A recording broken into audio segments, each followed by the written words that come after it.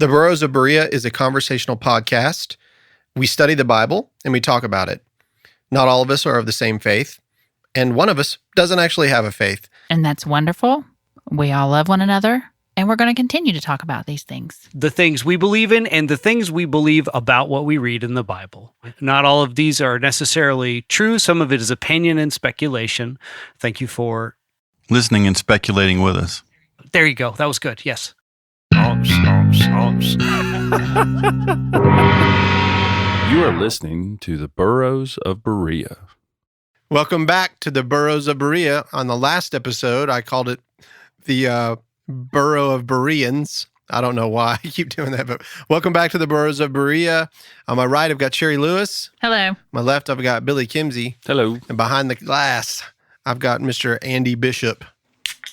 Insert sound effect from me opening the can earlier. Please do that. Yeah. And so you don't even know that Andy's got God's first name. So you don't even know that. So you didn't hear it. No. Andy walks with me. Andy talks with me.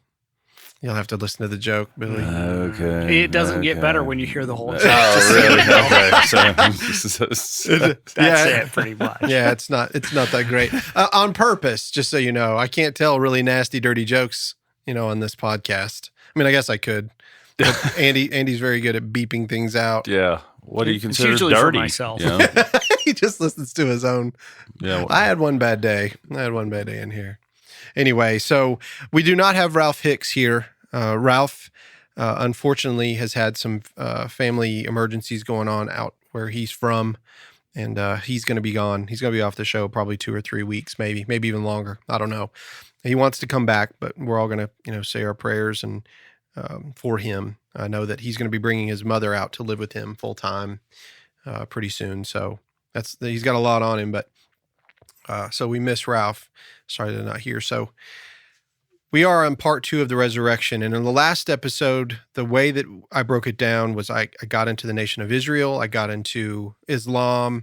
I started trying to bring us to the current state of affairs and to let you know that, Christianity as a religion, you have to remember that its foundational principle is that the Son of God arose from the dead. And that's really what it boils down to. It's the resurrection is what sets Christianity apart from all of the other major religions in America and around the world. But there are other religions and ancient religions that have had similar stories, virgin births, resurrections, things like that. But, this particular story sort of captivated the world at that time. And because of the Roman Empire and where it was at the time and the way that the Apostle Paul spread the gospel, he took it to Asia Minor and he took it through Rome. And by doing that, he catapulted all of this information across the globe. And that's he was brilliant.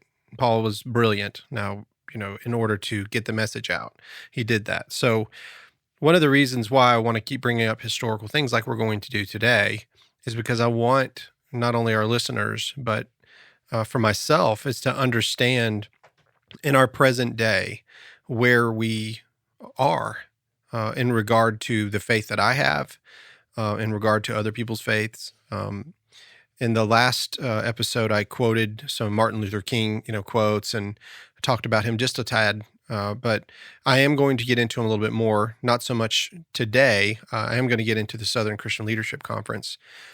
However, it's interesting, the KKK and the Southern Christian Leadership Conference, or these groups, they use Scripture as a backdrop. Now, the original KKK, it's kind of interesting. They really don't. I did a little bit of research on their origins, and they pretty much started in 1868, which was right after the Civil War in America, which, if you can imagine what you think Armageddon would look like when you're reading the Bible, and you hear that brother against brother, and you hear of all of these massive casualties and all this blood, this war, it's splitting the country apart. And there's groups on both sides that are using the Scripture as their foundation for why they're doing what they're doing. The entire fabric of the American culture is built pretty much off of that, off of the Bible. It really is. I mean, we can try to separate church and state, and I think, that There's different sides, there's different ways to look at it, but you really can't separate them. You might say philosophically you want to separate them, but you can't separate church and state, especially at this point. It's not going to happen because there are too many people that are Christians in leadership roles in our country that are shaping our government, our laws, but also what they teach in churches, some today, it shapes our culture and the way that we approach anything, social media, any of it. So what I want to do is, I'm not going to be able to get to the Black Lives Matter movement. However, I do want to get into a little bit of the racism in our country, which is still something that's very prevalent today, and also to bring out the points of the resurrection at the end of this, because one of the things that happens when you study the resurrection is you're going to find out that every account is different. They are different eyewitnesses, and I've said that from the beginning. They're different. So in order to understand, you have to really study and think it through to get a full harmonized version of what happened on that day. And it is fascinating. But rather than just go into just the Bible study, I wanted to get into this side of it too. I wanted to talk about the KKK. So, Billy, if I were to say, explain to me what the KKK is, do you know what it is? Just from what schools taught me, as far as studying about it deeper, like their religion, I knew they thought they were Christian based.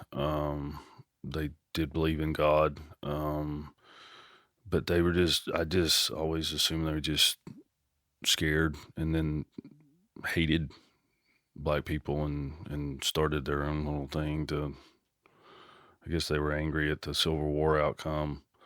That's just my opinion of what the KKK was. And, that's just hate. Yeah. How about you, Cherry? What do you know about the KKK? I just think of white supremacy, Mm-hmm. trying to ensure that, the white race stays primary. Mm-hmm. Andy, do you have anything to add to that? Like, what's your opinion of the KKK? I mean, not opinion, but what do you know about the KKK? I know your opinion. Let me think if there's anything novel I have to say to add to that. No, mostly not. I'm trying to look up a statistic about membership of the KKK that will apply to a conversation eventually. Is what I'm doing over here. No, I mean that's it. It was they do that thing, where they see all the world's problems as being represented by one people that is very convenient and easy to pick out of a crowd. And I don't know, it's just scapegoatism, right? Because, and then same thing Germany did with the Jews and happens all the time with out groups, especially identifiable ones. Mm-hmm. You can just be like, oh man, if it wasn't for them, we'd all have jobs. Like, you don't have any skills, but that's neither here nor there. But yeah, it's just very, I don't know. It just seems like an easy way to put people together, especially with a super easily identifiable out group like that. Yeah, sure. As far as the KKK is concerned, I watched the movie Malcolm X, for instance, and they showed Malcolm X when he was a kid, when he was Malcolm Little, and he was just a little kid running around, and then these guys come up in these sheets with these hoods on, and they throw these, fire bombs into their house and start burning their house down, and you wonder why these men grow up to become violent. And Malcolm X, believed, hey, you give us violence, we're going to use violence back. Martin Luther King had a different approach. He went with a nonviolent approach, which I actually, in my personal opinion, which is easy for me to say because I'm white and people, obviously I don't want to get beat up. So I like that nonviolent, but I feel like it's effective. I feel like if you stand firm in what you believe and you don't give in, then, they're forced to do something with you.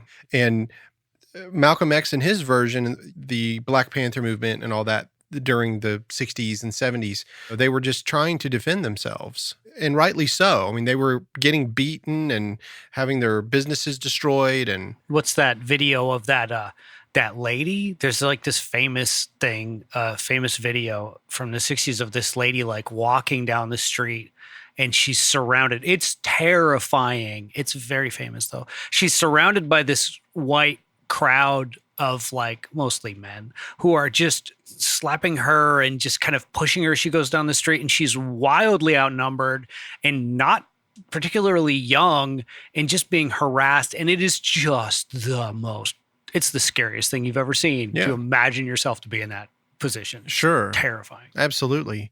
So yes, after the Civil War, and because of the Emancipation Proclamation and because of the elimination of slavery, and when the war was over, and then here come the carpetbaggers, and they're taking over their all of their cities and towns and owning their property, and they suddenly lose their entire economy, and they all are just rallying around each other to try to survive in their way of surviving. And you're right, scapegoatism is definitely what happened. But you're also seeing it today, and they talk about reverse racism. I think racism of any kind really is it's a problem. I have an interesting story about reverse racism from today. Oh, that gets very specifically in how I personally believe, and maybe somebody will object to it. So I had a rapper in today, and he showed me this card. I don't know really why. I think he was just sort of asking me permission to post it since I'm white. But it was this joke about how something about being a white person, Shrek and whatever her name is from the movies so much didn't want to be a white person that they chose to be ogres instead. It's worded better than that. But that's what I did. I giggled at it. Yeah. I giggled. I thought he was like, is this racist? And I was like, I don't know. It's funny. Yeah. But I'm not sure you can be racist in that way to the people in power. It's not the same. That same joke, if you reversed that joke, it's super racist. Yeah. But it's not racist when you tell that joke about white people. It's just not. It's Yeah. just Right. silly. Yeah. It's funny. I agree with that. Yeah. Yeah. So he posted it on his Facebook. I told him now there's a valid argument to be made that is racist. I don't think it is, but there's a valid argument. So I told him, I was like, look, that's valid. But if anybody actually gets worked up about that post, they're an asshole. Cut them from your life. Yeah. If they get legit worked up, cut them. Yeah. And the reality is yes, it is racism. However, there's no reason for us to get worked up. There really isn't a reason for us to get worked up about it. But that's easy for us to say. Like you said, we've always been in a position of power and privilege. And so, we don't have this systemic problem, for white people. Exactly. Yeah. It's different. It is. Yeah. It's different. It is. But so I did some research on the KKK, and Andy, I don't know if you looked at the notes, but this is a fascinating study of how they set this group up. And I got news for you. What you think is really not what it was. Okay. So I'm going to read a little bit here just to give you a backdrop on the KKK. Got to remove my glasses because I can't read with them, which is silly. So the organization and principles of the Ku Klux Klan from 1868. This organization shall be styled and denominated the Order of the KKK. We, the Order of the KKK, reverentially acknowledge the majesty and supremacy of the divine being and recognize the goodness and providence of the same. And we recognize our relation to the United States government, the supremacy of the Constitution, the constitutional laws thereof, and the union of states thereunder. So they're automatically coming out saying the majesty and supremacy of the divine being. That's not God. That's not Jesus.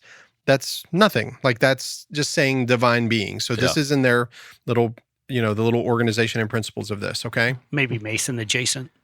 Yeah, exactly. So they say this is an institution of chivalry, humanity, mercy, and patriotism, embodying in its genius and its principles all that is chivalric in conduct, noble in sentiment, generous in manhood, and patriotic in purpose. Its peculiar objects being, first, to protect the weak, the innocent, and the defenseless from the indignities, wrongs, and outrages of the lawless. Such nice people. The violent and the brutal, to relieve the injured and oppressed, to succor the suffering and unfortunate, and especially the widows and orphans of Confederate soldiers. So everything's actually sounding okay right now. Yeah, it brings me back to that weird book on art that I read Yes. that I found Yes. in that bookstore where you're just like, oh, this all seems very nice. Yeah, what a great community. Jews are swine. Yeah. Yeah. Second, to protect and defend the Constitution of the United States and all laws passed in conformity thereto, and to protect the states and the people thereof from all invasion, from any source whatever. Third, to aid and assist in the execution of all constitutional laws, and to protect the people from unlawful seizure and from trial, except by their peers in conformity to the laws of the land. So far, so good. All right. Now they're going to start breaking out the titles. This is where it gets interesting to me. All right. Section 1, the officers of this order shall consist of a grand wizard. You've heard of this, right? Oh yeah, yeah. The Grand Wizard. Yeah, yeah, Okay. yeah. Well, it's important to note that a wizard is never accepted in the Bible. I mean, I'm not going down on, screaming at Harry Potter. I like Harry Potter. I enjoy it. But he's not a real wizard. He's a fictional character. This guy calls himself the Grand Wizard, which is evil magic, and it's hated in the sight of God, okay? So the Grand Wizard of the Empire and his 10 genii. That's not what you think. I'm not talking about like Aladdin and the lamp. Okay. Genie is the plural of geniuses back then, okay? Okay. So his 10 geniuses. A grand dragon. So that's the next guy down, right? So Where there's a wizard, there's a dragon. That's right. So you got the Grand Wizard and his 10 genies, and then below that is the Grand Dragon. That's important to remember that the dragon was the evil one in Revelation 12 that was cast down, who was Satan, okay? Or the devil, whatever you want to call him. So the Grand Dragon Or of the there was realm. one on Shrek too. There was a dragon on Shrek. Oh, That's yeah. right. Yes, yes. The donkey fell in love with it and flew around. They had donkey dragons. That's right. Mm. And his 8 hydras. So that's the next one, hydras. Hydra is a 9-headed water serpent from Greek mythology. A grand titan, which is a deity prior to the Olympians of Greek mythology. So the grand titan of the dominion and his 6 furies. I thought this was interesting. I'd heard furies, but I didn't know what they were. So I looked them up. The furies were female chthonic deities of vengeance in ancient Greek religion and mythology, and basically come from the underworld. Okay. So all of these things that they're describing are evil. Yeah. According to scripture, they are, especially. I think they're evil just kind of in culture. Yeah, They are, generally, but yeah. see, but they're hiding behind the good. And there's a lot of people, and I'll show you the resurgence of the KKK and how this worked to pretty much trick people. But it was really just, they already had these inclinations on the inside. They just had a group that they could, Yep. join and be a part of. And then even if you're just susceptible, if everybody around you is like that, you're a herd animal. It's hard to not be a part of that at some point. Yeah. People, I think, underestimate how much we really are. I want to say social, but really it's just better to say herd animals. It's incredible. Have you ever been in a weird crowd? We were playing a bar gig when I was like a teenager. I come from this small town in the middle of nowhere, up north, just as redneck as any part of North Carolina is. It's just upstate New York near Canada. I don't remember what was going on, but somehow I was in this bar and this dude that I knew, because everybody knew him because it's a small town, started this chant. I don't remember the exact nature of the chant. It doesn't matter. I just remember there was like racist or somehow weird, and it was like the whole bar kind of got into it. And you could feel it. That I didn't, but I could feel the pull, because literally every human around me was like, whatever the F this was, I literally don't remember. Yeah. I just remember the pull to be a part of that group, because it's not necessarily good to it's not palpable. be in that moment. Yeah. It's completely palpable. You're like, Weird. yeah. And I've been in those situations too. Sign me up. Yeah. Yeah. Like you're surrounded by people and you've got to be a part of the collective, or you might be outcast, I don't know. Anyway, the next one, a grand giant. Well, obviously with our study on those, the creatures were described as the Nephilim in Genesis and were evil, and the reason why God flooded the earth. It says the grand giant of the province and his 4 goblins.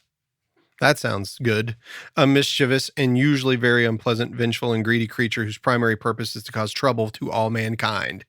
Okay? This is from European folklore, though. And then there's also a grand cyclops, and cyclops meaning round eyes, were strong, one-eyed giants in Greek mythology who helped Zeus defeat the Titans. So there was the Grand Cyclops of the Den and his 2 Nighthawks, a Grand Magi, a Grand Monk, a Grand Scribe, a Grand Exchequer, a Grand Turk, and a Grand Sentinel. Section 2.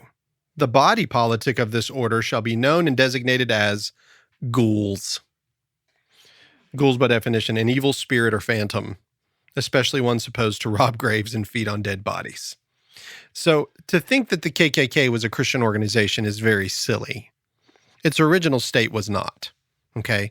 And they claimed the divine being, but the KKK was not a Christian group. And I'm not trying to, I'm not trying to defend KKK. I'm really not opposing. I'm just speaking from a historical, educated look. I'm saying this group, they were afraid. They collectively became a group. They came up with all this weird, mythology stuff. And then they started like helping each other out. Okay. Now, I just wanted to read a couple of the questions. If you want to become a candidate of the KKK at this time, here's a couple of the questions. So it says, have you ever been rejected upon application for membership in the KKK, or have you ever been expelled from the same? What a great question. Are you now or have you ever been a member of the Radical Republican Party or either of the organizations known as the Loyal League and the Grand Army of the Republic? I'd never heard of them before. No, me neither. Are you opposed to the principles and policy of the Radical Party and to the Loyal League and the Grand Army of the Republic so far as you are informed of the character and purposes of those organizations? Did you belong to the Federal Army during the late war and fight against the South during the existence of the same? In other words, are you a Union soldier? Yeah. You're not getting in. Sorry. Number 5, are you opposed to Negro equality, both social and political? 6, are you in favor of a white man's government in this country? 7, are you in favor of constitutional liberty and a government of equitable laws instead of a government of violence and oppression? Like some of these I could say yes to. Yeah. I could almost be in this group, except for the Negro part and the white government. Are you in favor of the reenfranchisement and emancipation of the white men of the South and the restitution of the Southern people to all their rights, alike proprietary, civil, and political? There's your question. They were asking for restitution, by the way. 10, do you believe in the inalienable right of self-preservation of the people against the exercise of arbitrary and unlicensed power? Now, I think it's interesting to note how much more important one of those questions is than literally all of the others to that group, though. right. If you can't answer 6 and 7, you're not going to be in. Yeah. That's it. And exactly how far and to whom the niceness factor, who qualifies for your fairness. Because that gets a little fuzzy. Fairness, huh? Yeah. What do you mean by fairness, bud? Yeah. They probably already know, they already know the answer to these questions before they come to the meeting. Yeah. They're not walking in saying, oh, is this what this is about? They already know what's going on. Totally. By the time they're being invited in. You know what I mean? So anyway, let's get down here. So as we all can see, this group is far from Christian, okay? The common thought among most is that the KKK was a body of believers from Christianity with the intent of harming the Negro population after the Civil War. Although it spawned such things, it wasn't just that. It was far more political in nature after the Union had defeated the Confederacy and systematically destroyed their supposed rights and economic system since the nation split in two. So that's really what this was about. They were fighting for what they believed in. They believed what was theirs, and they didn't want to lose it. And that's what every human being does, regardless of it. Regardless of racism, regardless of belief system, if it's yours and someone's taking it away, you're going to fight it. And if you can align with a group that helps stop that, that's probably what you're going to do. That's pretty much what I'm seeing going on here. So as I've grown in my own faith, I've begun to understand, I'm seeing these things, and I'm starting to see those things sort of materialize in my own life. Okay? I do it. It's like group thought. If I'm a member of a particular church and there are certain things that are going on in that church that I would disagree with wholeheartedly, I will allow myself to look over it, to be a part of the group. Do you see what I mean? It's human in nature. It is human in nature, but human nature in and of itself is broken. We've talked about that. I think that until we can learn how to individually overcome some of these things in regard to the group, until we can individually overcome them, we'll always be susceptible to that. we have to train our minds. We have to transform the way that we think in order to exercise love. What I mean by the exercising of love, agape, phileo love, whatever, that kind of love in us, it requires effort and discipline. That's why they're called disciples. It's a disciplinary thing.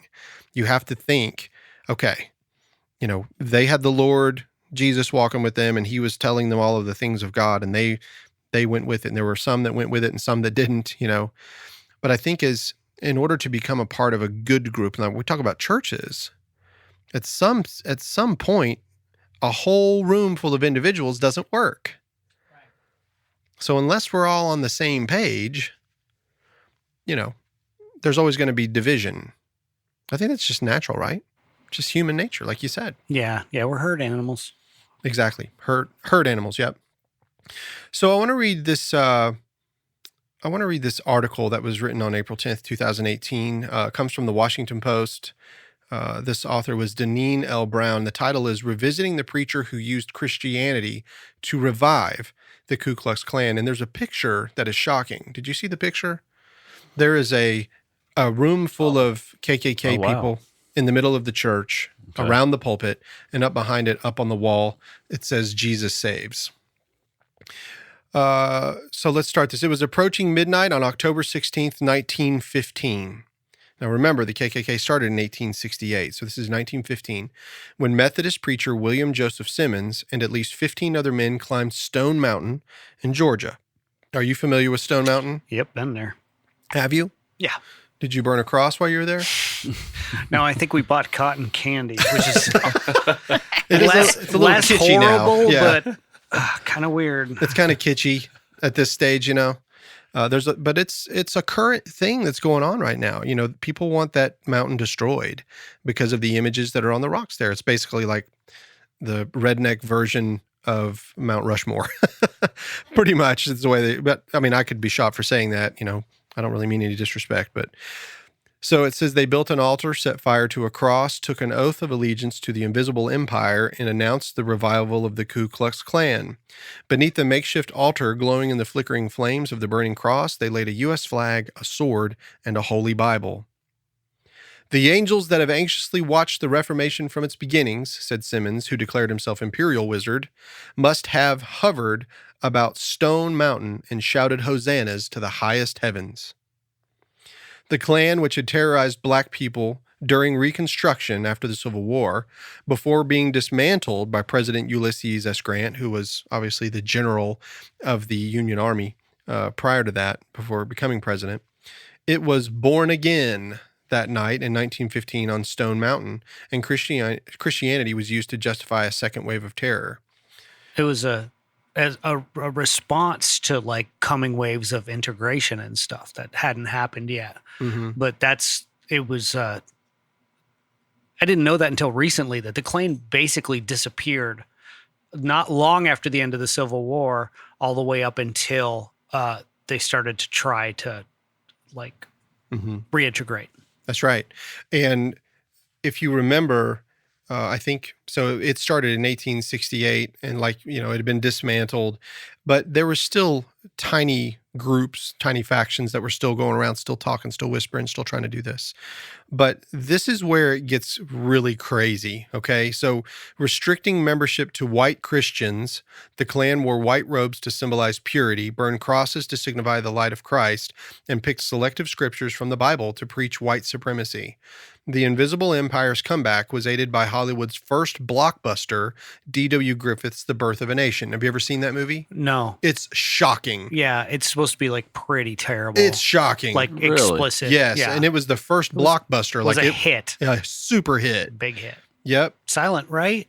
Huh? Silent, right? Silent, and it glamorized the Klan. Yeah, big time. Yeah. He was huge in reviving the Klan. Birth of a Nation. Birth of a Nation. Okay. Yeah. Okay. By the early 1920s, the Klan boasted 5 million members across the country and had infiltrated thousands of churches with its hateful doctrines.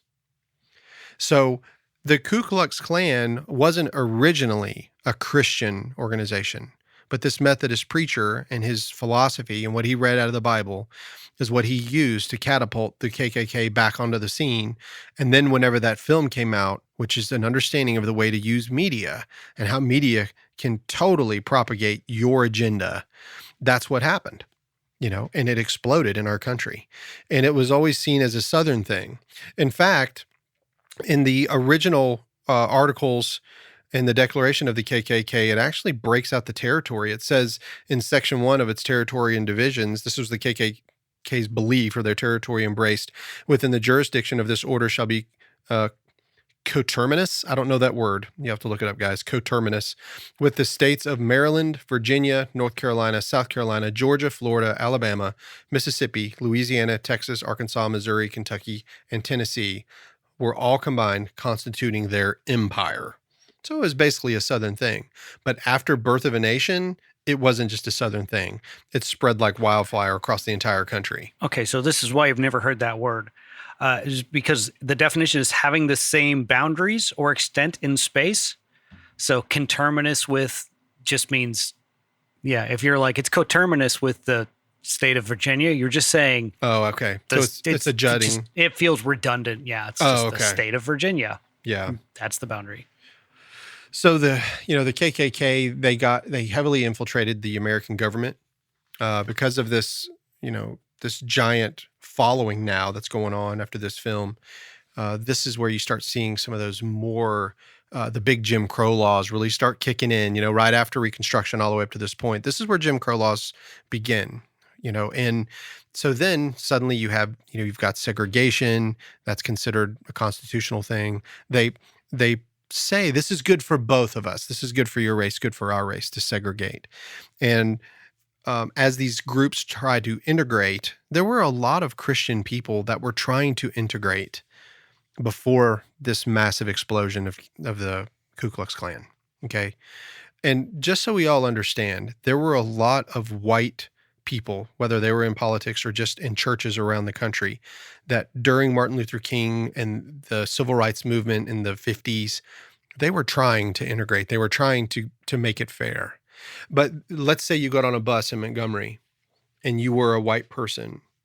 A black person was not allowed to sit in the front seats, maybe the first 10 rows, they weren't allowed to sit there. But a white person could sit in the black section if they wanted to. Or if a white person was sitting in the black section and the whole white section was filled, the black person was expected to stand up and go to the back of the bus so that the white person could sit down, whether it was in the white or the black section. The blacks couldn't sit there. This was part of the segregation. This was government. And when I've been reading that book, Bearing the Cross, and I've learned tremendous amounts, like the bus company was actually trying to work with Martin Luther King and their group because this boycott was killing their business. And they were trying to work with them, but the government literally wouldn't let them. Like the local government in Montgomery, Really? The city officials, the mayors. Oh yeah. Like the bus company was like, absolutely, let's work this out. This is affecting the bottom line. We're just following the laws. And for a while there, they were like, we're going to have to keep sticking to the laws. But as the boycott went on and on and on, it started affecting the bottom line. Well, you should read the boycott of the Montgomery buses. You should read about it. It's shocking what the government did just to fight back. I mean, it's shocking. Like they created like this ride share program, the blacks did. They came up with this rideshare program where if you knew somebody that was going to work not too far from where you lived and you had a car, then you were, let's work together. And they'd pick up 4 or 5 That's different neat. people and they would drive them to work, pick them up, bring them back home so that they didn't have to ride the bus, so they didn't have to walk and be alone. They didn't want people being alone. They wanted people in pairs just to protect themselves. And then the government said, sorry, you can't have more than 4 people in your car. They started pulling people What? over.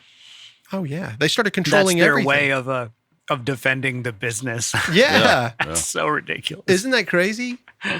It's bizarre. And so when, Rosa Parks, she was a part of an organization that had been trying to integrate for quite some time. This wasn't like a surprise. Like most people think that Rosa Parks, was just this old lady that was a seamstress and she just got off work and they tried to make her get up. And yeah, although that is true, she had planted herself into this position to create this. The whole thing was a plan. She was carefully chosen because she was a good, upstanding citizen and not young or male in a way that could, be problematic as a visual. Mm-hmm. It was very well planned. Yeah, exactly. You used the right word. Well planned. They had to well plan it. That was the only way it was going to work. in order for it to be effective, they had to be able to do that. So when Martin Luther King comes on the scene, he is trying to come at it. He's the Reverend Martin Luther King Jr., right? So he is a fourth generation preacher, and he is trying to help this, but he just became a Baptist minister. He got his doctorate from Boston University. He comes to Montgomery, Alabama to pastor a church. While he's there, the civil rights activists that were going on down there at the time had approached him because he was young. He was very educated. He spoke brilliantly. And so they needed somebody to sort of head this up, not really head it, but just be the face of it. And he decided to do that. But he always brought his version, which was love. It's a fascinating story, I don't know if you know this, but J. Edgar Hoover went after him, sent him a letter, told him to commit suicide. Oh, yeah. He was Yeah. harassed by the FBI. He was lot. harassed bad. Yeah. Yeah. J. Edgar Hoover hated him, said he was by far the biggest liar in American history. That's what he called Martin Luther King Jr., And of course, we all know that J. Edgar Hoover was a cross-dresser now, after he died. We found out all that. And he also terrorized a lot of other people like John Lennon, and, he went after JFK. And J. Edgar Hoover was, I think, the devil incarnate, personally. He was a terrible person. He had all kinds of power, unchecked. He could do whatever he wanted. But he went after Martin Luther King Jr. And they actually said that they called him the Black Messiah. That's what the FBI called Martin Luther King. Yeah, it's terrible. So anyway, after the Montgomery bus boycott, the entire African civil rights movement, they started to organize and they started to get better and better and started to communicate. Like, okay, not only are we integrating the buses, but we're going to start talking about other things now. Like, we want African American bus drivers. Like, we have other things in mind. So they're just resisting. They're keeping up this constant state of resistance. You know how that feels whenever somebody resists you? All the time. You ever had a kid that resists you? Does it wear you out? Nope. Never. Smart man, Have Andy. you ever had a dog that resisted you, Andy? Oh, yes. Yeah. That's enough, right? Yeah, exactly. That's good enough. So I want to read now. I'm gonna read this part, which is basically the manifesto of the Southern Christian Leadership Conference, which we all know is still in existence today, is still working with these other groups to help make life better, pretty much for all humanity, but especially for African Americans. So the Southern Leaders Conference, this was on January 10th, 1957, out of Atlanta, Georgia. The topic was the Montgomery bus boycott and the nonviolence. And this is going to be a little bit long, guys, so I hope I don't bore you too much, but just hear it out. It's really very interesting. At an 11th of January press conference, the delegates gathered in Atlanta released the following manifesto. In it, the black leaders outlined their telegram to federal officials and call upon white Southerners to realize that the treatment of Negroes is a basic spiritual problem. Did you notice that? It's a basic spiritual problem. Far too many have silently stood by as a violent minority stalks over the Southland. They encourage Black Americans to seek justice and reject all injustice, and to dedicate themselves to the principle that no matter how great the provocation, not one hair of one head of one white person shall be harmed. During the press conference, King also read a telegram from Eleanor Roosevelt, who wrote that she was deeply distressed by violence which had occurred and would suggest an appeal to the president since this is a Supreme Court order. In addition to their wires to Eisenhower, Nixon, and Attorney General Brownell, the conference issued telegrams thanking the editor of the Montgomery Advertiser and the white clergyman of the Montgomery Ministerial Association for their statements on law and order in the wake of the recent bombings. All over the world, men are in revolt against social and political domination. The age-old cry for freedom and human dignity takes on a significance never experienced before, for in a very real and impelling sense, no man, no nation, and no part of the universe is an island unto itself. I love that opening of that manifesto. Asia's successive revolts against European imperialism, Africa's present ferment for independence, Hungary's death struggle against communism, and the determined drive of Negro Americans to become first-class citizens are inextricably bound together. They are all vital factors in determining whether 20th century mankind will crown its vast material gains with the achievement of liberty and justice for all, or whether it will commit suicide through lack of moral fiber. I mean, it's just so brilliantly written. It's good stuff. It really is. And I'm not going to read the whole thing, but look into the manifesto of the Southern Christian Leadership Conference. But one of my favorite parts is what it said.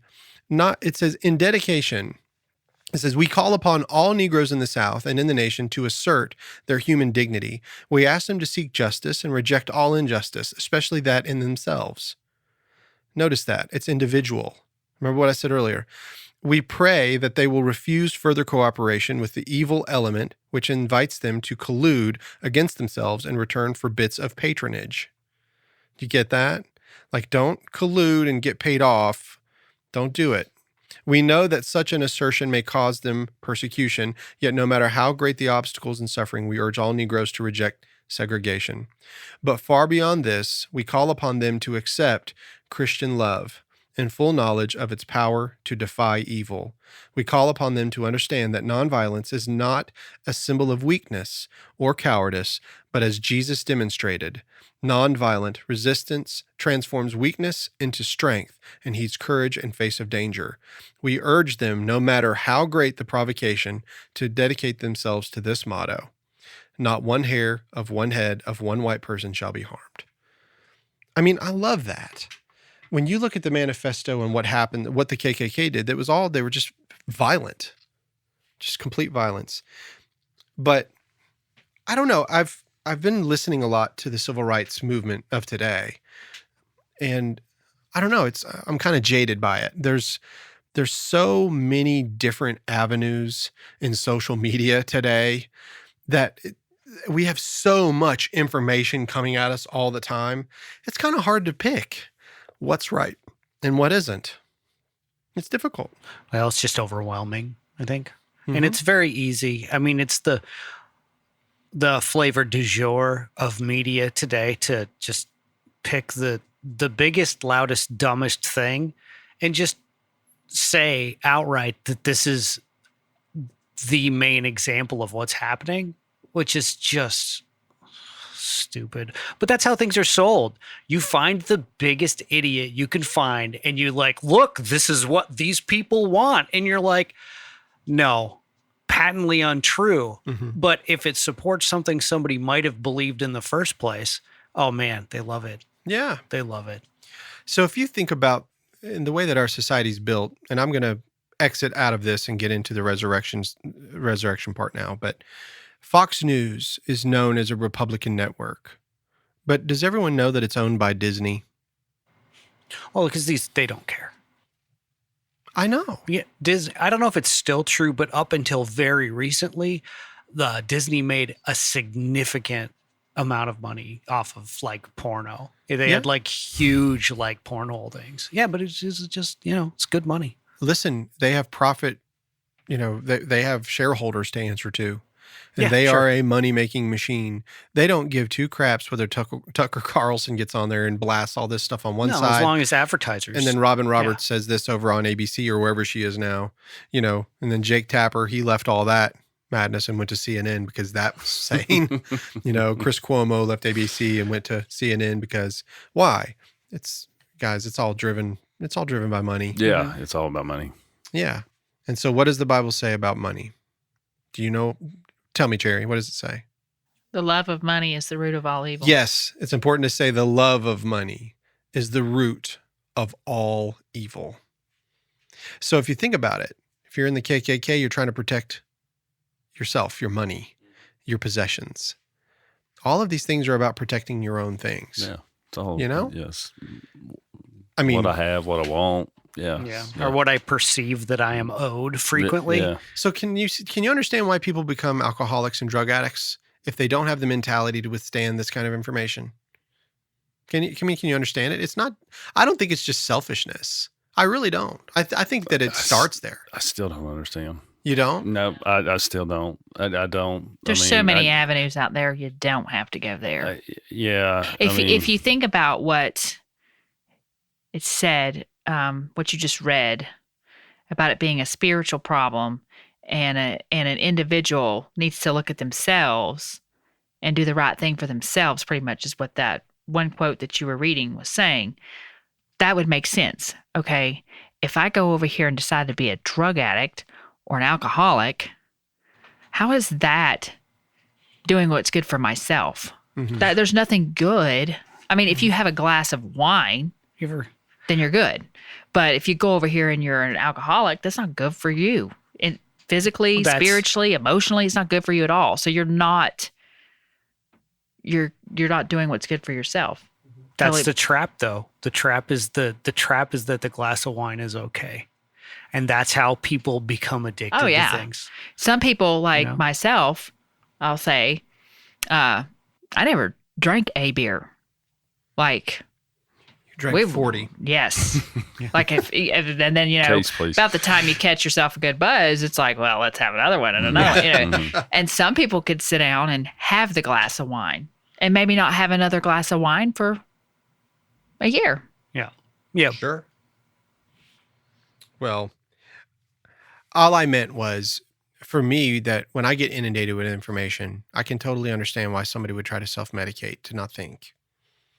I'm not saying that it's right or it's wrong. I'm just saying I understand it. Well, maybe it wasn't fair for me to say that because I like Copenhagen. I mean, I like my Copenhagen. Hey, I dip Red Seal, and if I don't, I'll take it. I'll throat punch you if I don't take it. I don't have anything. Chocolate. That's all? And coffee. Yeah, I wouldn't count coffee. If I don't have coffee in the morning, I'm like, eh. But do you get angry if you don't have coffee? I mean, if I don't have a dip, like I said, I will throat punch you. It'll happen. Like, don't mess with me. So I would punch you if you made me dip Red Seal. I won't dip Copenhagen because it goes into every crevice. Do you do the fine cut? Oh, yeah. It gets in all the crevices. It's gross. I can't take it. I used to dip it. I remember when I tried quitting dipping, suddenly Copenhagen came out with their bourbon flavored. It was literally the next day. Like, I quit and I was like, oh, wait, because I like the taste of bourbon. And I was like, oh, what? And so I can't remember who I throat punched, but I got some later that day. Wow. Anyway. I used to chew Red Man. You did? Yeah. Oh, wow. Okay. And Kentucky Twist. Nice. Now, Kentucky Twist. That's gross. Well, at least it didn't get all stuck in your teeth and crevices. I mean, at least with the chewing tobacco. The fine cut stuff. I probably had chew in my mouth once in my life as a kid. An aunt thought she was doing me a favor. I didn't care for it. But that fine cut stuff, like, how does that not just like all in your teeth? I don't know. Not anymore. You've got the pores like ate up inside. You have cancer's going to grow. Yeah, you have a pouch. You got the pouch. You had a pouch. I know. I have that too. Yeah. Anyway, that's funny stuff. Yeah, that's good stuff. All right. So in the last time we were talking about the resurrection, I read from the account of Mark, and I said, everybody remember what it said at the beginning of it. It said the gospel of Jesus Christ, the Son of God. And then if you remember, Matthew was, this is the genealogy of Jesus Christ, the son of David, the son of Abraham, right? So today what I'm going to do is I'm going to read the Matthew account and then the Mark account. I want you to try to pick up on the differences, okay? Okay. I'm not going to explain them yet, not until we get through all four Gospels. And then once we get through all four Gospels and I've completely bored everyone in America on the history of the world and why we have problems, but and I'm sorry that it's boring, but I promise everyone that by the time I'm done, all of this will make sense. I have a reason for doing it the way that I'm doing it. But because the resurrection is so fascinating to me. And if, like I said, when you get around some people that really understand the resurrection, they really get excited. You've seen a cherry, haven't you? I think Jesus will come back before you get done with the resurrection. Listen, when we're on part 8 and suddenly the skies, he comes surfing in on a cloud. Yeah, he's like lightning. And, he's like, Rick, you're boring me. I'm just coming back to end this. Okay? You're wearing me out, bruh. Hey, bruh. Hey, bruh. Hey, bruh. Yeah. I think it's interesting because, the KKK and the neo-Nazis and all that, they got into the Christianity. They always seem to forget that Jesus was Jewish. He was not a white hippie that played drums for the Rush or for Rush, He was a Jewish man. All right, so Matthew 28. Guys, I'm going to read this out of the ESV, the English Standard Version, because I just like it. It sounds so much better. I actually appreciate whenever you don't read the King James Version just because it's so much easier to follow. You know why I read it? Do you really want to know why? Because I've been trained to defend that Bible my whole life. That if you don't read the King James Version of the Bible and you read any other Bible, then you are reading a false doctrine, and they're taking out the blood and they're taking out this and that. And, it's true. Like the NIV, I've had many people call it the non-inspired version, and not the New International. It's, it does have some problematic translations, but all of them do. And as I brought out in the Origin of Satan, podcast, that there were some issues with the King James Version too, which was shocking for me because I've always defended it so much. But it's because it was groupthink, Andy. If you didn't do it, if you didn't agree that the King James Version of the Bible is God's word in American English, then you weren't going to be it's coming from someone. I want you to know, like the people that say this stuff to me. But you become alienated if you say things. You get ostracized if you say something outside of what the groupthink says. And so I've always sort of just went with the King James because I knew it was safe.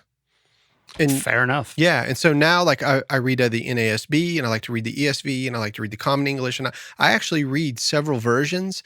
And that's how I discovered the adversary. That's how I discovered Hasatan. That's how these things happened. If you go back at that last one, I thought that was a fascinating side study, and I encourage you guys. Okay. Yeah, did that, all that stuff. I really had fun on that one. So. Yeah, and just so you know, it's because I read another Bible that I discovered that word, and I was like, wait just 1 second. So if I had only read the King James Version, I never would have caught it. Never.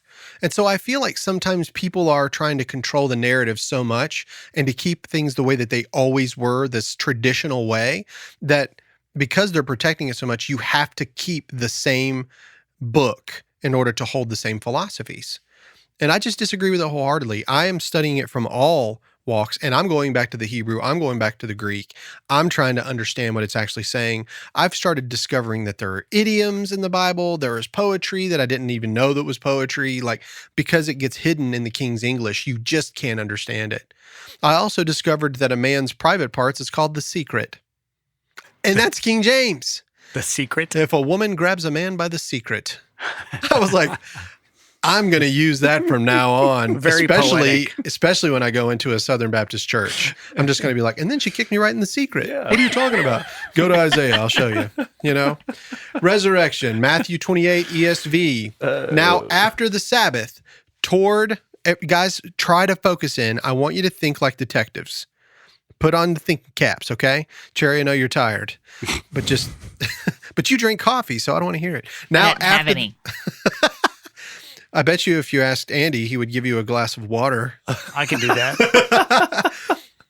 Or a Red Dog. Yeah. Caffeinated. You want some Copenhagen? No. How about some Kentucky Twist? Just before you get to reading, just so you know, I went with the Skull Bandits.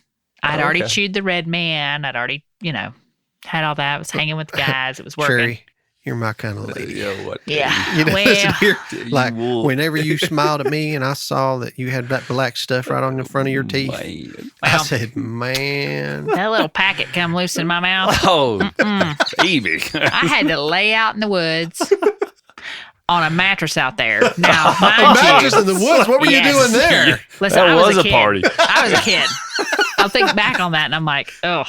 But I was so sick, but I knew if I went home, I was going to get whooped. Yes. So I laid out there and I stayed sick till it went away. And I said, nope. I just like the guy that said, I'm going to take this mattress out here in the woods. I wonder what I got in mind. I know what I got in mind. What do you want to see my secret? I got a 6-pack of hot Red Dog and a secret. Yeah. Skull Bandit. Now, after the Sabbath, toward the dawn of the first day of the week, Mary Magdalene and the other Mary went to see the tomb. And behold, there was a great earthquake. For an angel of the Lord descended from heaven and came and rolled back the stone and sat on it. His appearance was like lightning, and his clothing white as snow.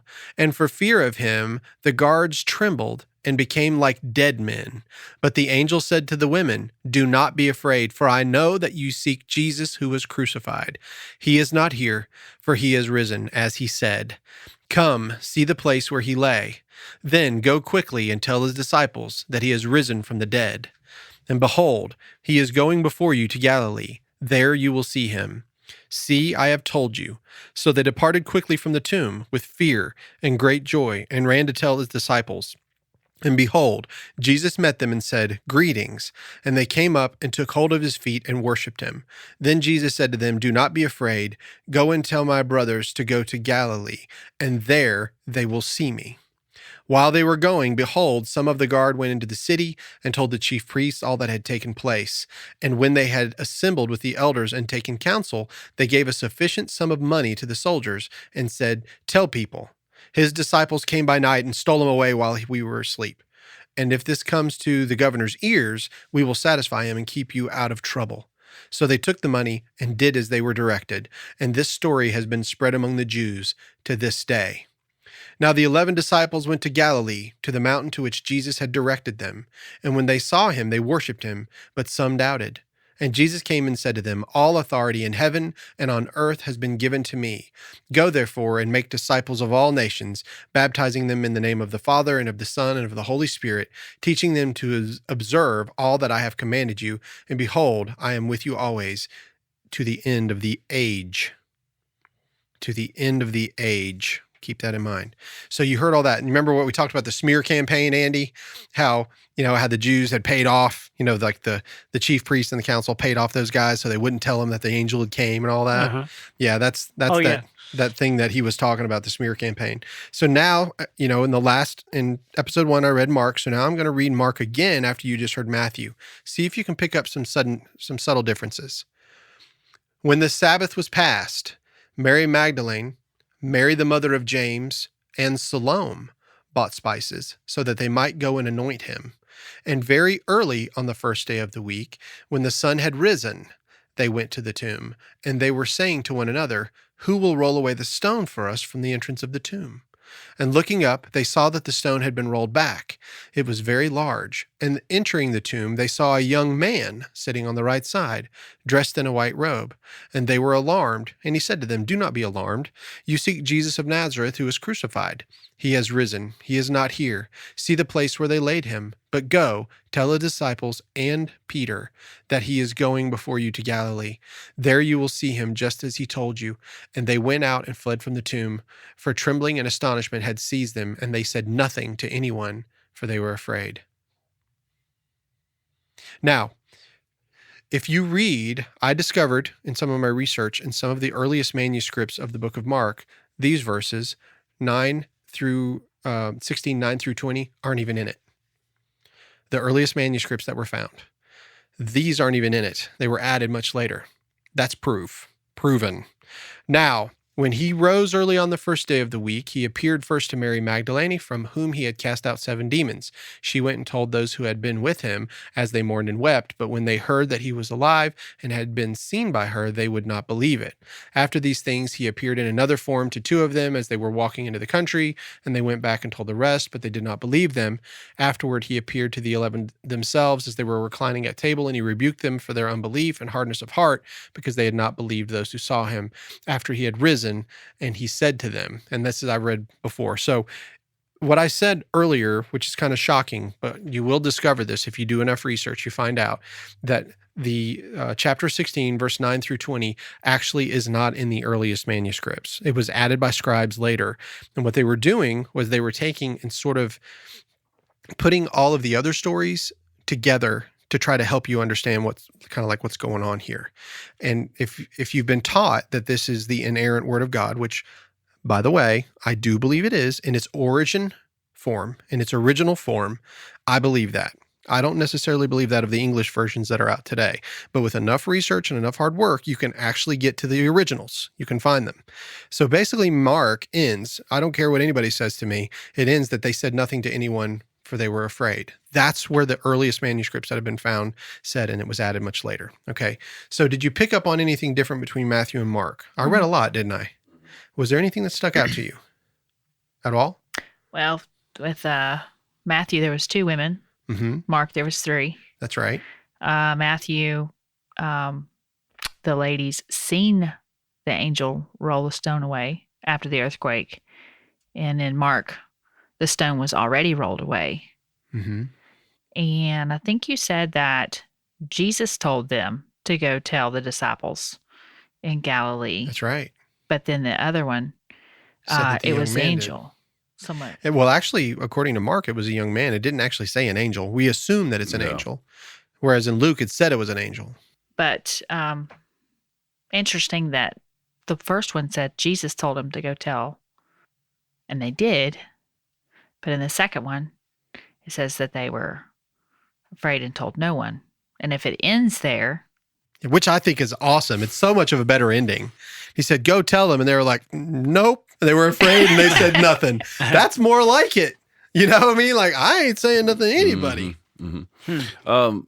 Did the angel say to tell Peter that Matthew? Matthew did? They did. Did it say tell Peter? No, it was both? Mark. It was just Mark. It was in Mark. He said, go tell the disciples and Peter. Yeah, and you remember how we said in the podcast before, we were like, why does it say and Peter?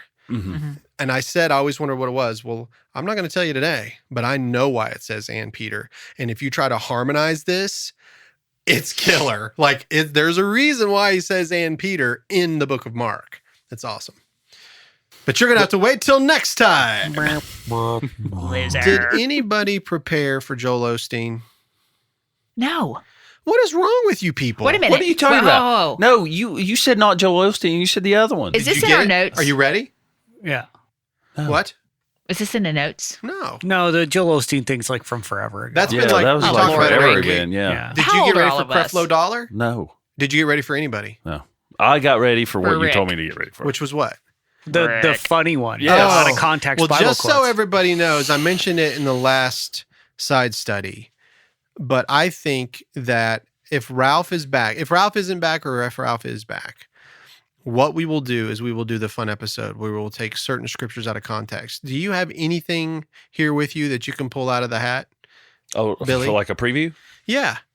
I want to hear a preview. Let's see what you got. Okay. So I already talked about large genitals of donkeys and the seminal emission of stallions found in Ezekiel. What else is there? Oh, Lord. How do you top you can't seminal emissions? Yeah, you can't. You can. There's some more in there. I wish those who unsettle you would castrate themselves. Galatians 5:12. Wow, that's harsh. It's harsh. Yes. Yeah. I don't want to give any good ones away. Well, I mean, I do like the no one whose testicles are crushed or penis is cut off shall be admitted to the assembly of the Lord. What now? Say that one more time. If you cut your junk off, you don't get to go see God. I mean, that's yeah. I think I always thought it would be funny, like the day that Abraham said, look, we're going to have to cut off the tip of your penis for you to be a part of my group. You know, I mean, just think about it in that, you're like, wait a minute. Wait a second. I don't know. I don't know. Do you have some numbing cream?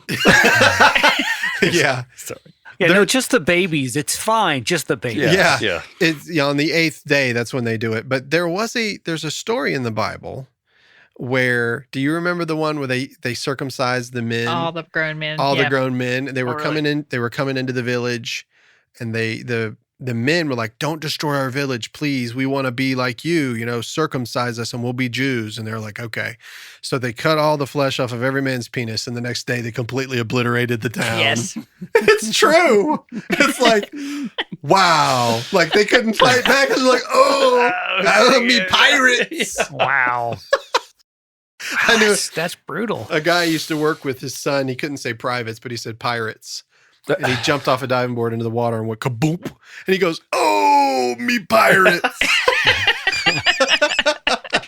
I think pirates is my new favorite word for genitals. I like secret. I still like secret. Yeah. I still like secret. Pirates sounds more adventurous. Yeah. I don't know. So here's my only joke of the day. I guess we're not going to make fun of any prosperity gospel preachers. We'll get that. Which one are we supposed to do notes on? Joel Osteen, or what was the other one? I forgot all about that dude. Creflo Dollar. Sounds like money.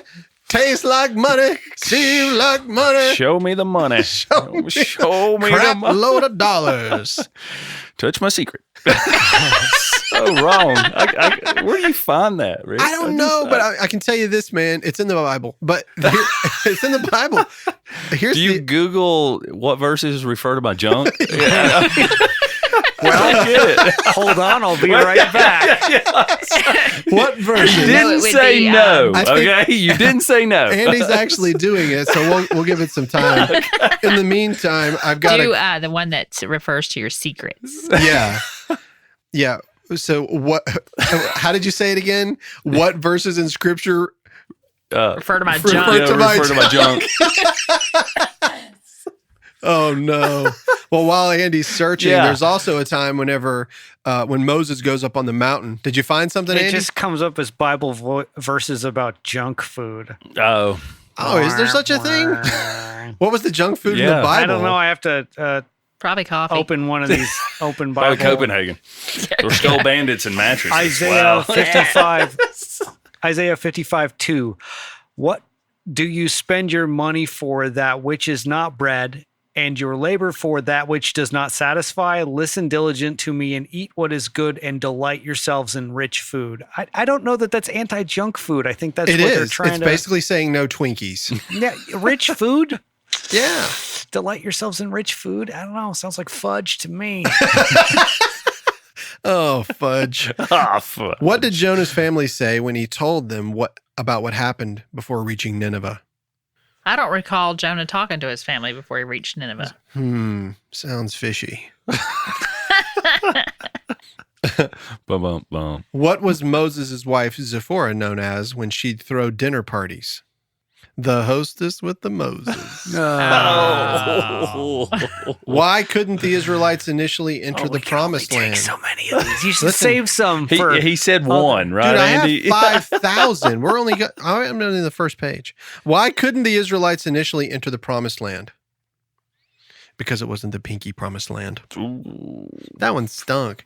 Put a double. That was fishy. I've been using that Price is Right sound effect. I love when you it. lose. Yes. Yeah. I love it. And on the last one, I heard out of nowhere, Ralph goes, "Oh man." He wasn't even in it. It must have been left over. But it's okay. Leave it. It's just hilarious.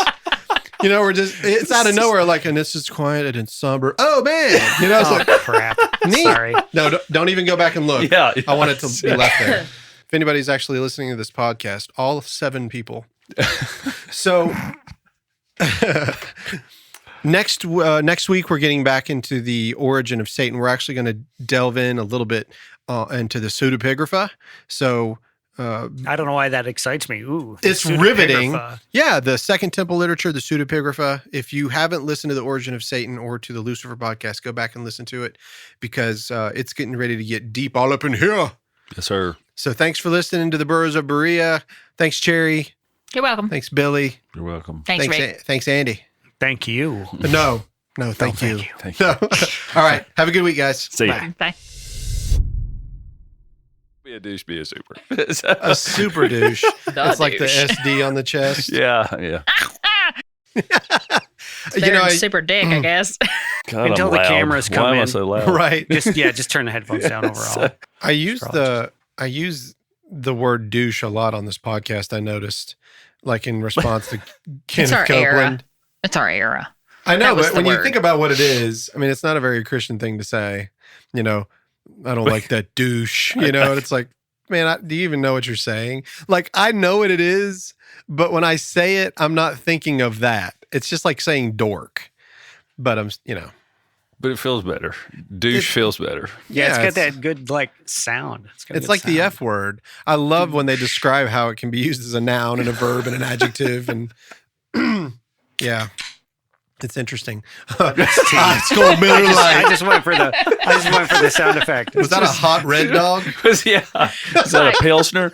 Yes. Arizona green tea, I swear. Ice cold Miller Lite. What kind do you drink? As long as it's cold. Unless you're that hard up for it. Anyway. Oh, well. So, did you listen to the last episode? No. The one y'all did last week? The Did y'all Origin do of one last Satan. week? Yeah. No, I didn't get to listen to that one. Yeah. Man. So, when I keep bringing these jokes, man, you don't even know what I'm talking about. I know. You didn't get to hear my Forrest Gump joke. Nope.